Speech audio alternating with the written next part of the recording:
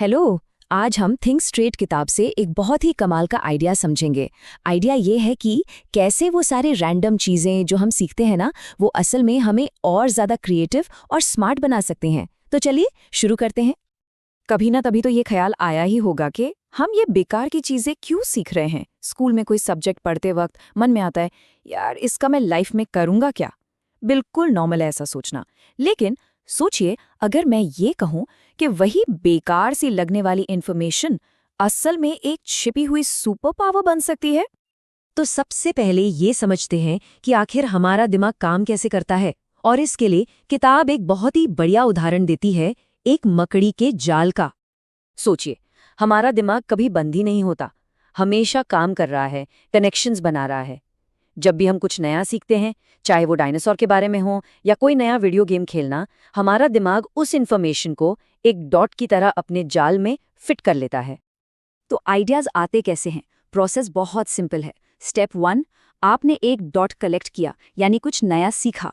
Step 2, आपका दिमाग automatically उसके लिए कनेक्शंस ढूंढने लगता है। और फिर स्टेप 3, बूम, जैसे ही दो डॉट्स जुड़ते हैं, एक नया आइडिया पैदा हो जाता है।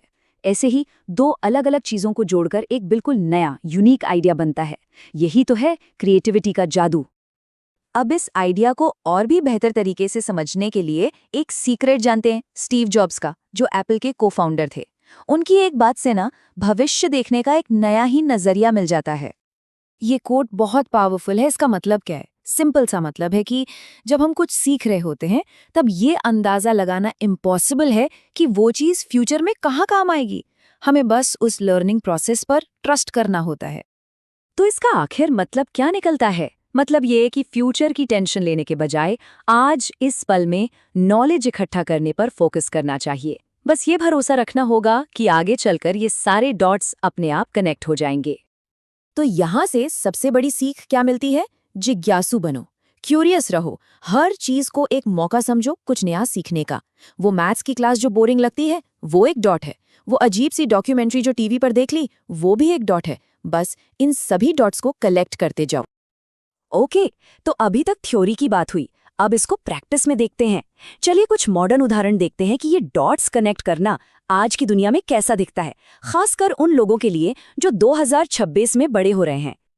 पहला उदाहरण लेते हैं सर्वाइवल गेम्स से, जैसे कि माइनक्राफ्ट। इसको एक क्राफ्टिंग रेसिपी की तरह सोचिए। इमेजिन कीजिए आप गेम खेल रहे हैं और आपको मिलता है थोड़ा सा स्लाइम। यूजलेस लगता है ना? मन करता है फेंक दूं, लेकिन आप उसे रख लेते हैं।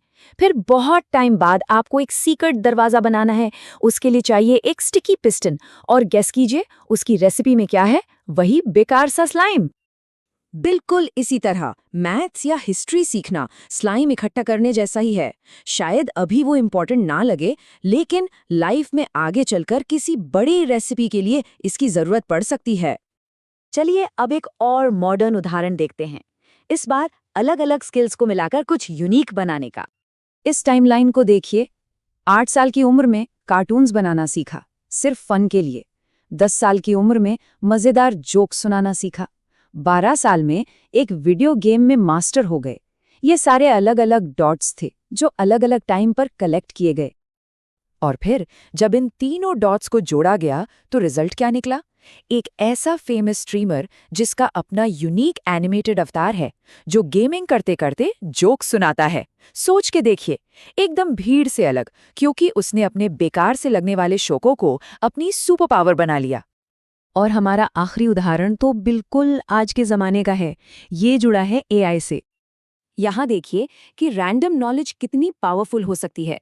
एक नॉर्मल प्रॉम्प्ट से तो नॉर्मल रिजल्ट ही मिलेगा। एक अच्छी फिल्म बनाओ, बोरिंग।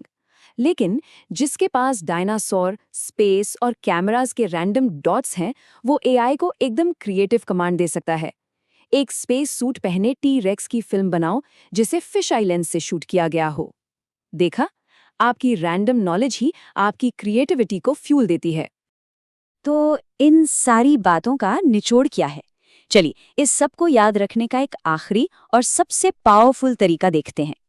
ये एनालॉजी बिल्कुल परफेक्ट है। हमारा दिमाग एक वीडियो गेम के बैकपैक की तरह है। हर बार जब हम कुछ नया सीखते हैं, तो हम अपने उस बैकपैक में एक स्पेशल आइटम डाल रहे होते हैं। हर पीस ऑफ नॉलेज एक आइटम है जो सही वक्त का इंतजार कर रहा है। और क्या पता, एक दिन जीतने के लिए हिस्ट्री और पियानो के आइटम को कंबाइन करना पड़े। हमें कभी नहीं पता होता कि सामने कौन सा चैलेंज आएगा और कौन से दो अलग अलग आइटम मिलकर उसे सॉल्व करने में मदद करेंगे। इसलिए बस अपने बैकपैक को भरते रहिए, सीखते रहिए। तो अब ये सोचना है, आज ऐसा कौन सा बेकार सा लगने वाला डॉट कलेक्ट किया जाए। वो चीज़ सीखिए जिसके बारे में क्यूरियोसिटी हो, भले ही वो अभी काम की ना लगे, क्योंकि क्या पता कब वही बेकार डॉट फ्यूचर की सबसे बड़ी ताकत बन जाए।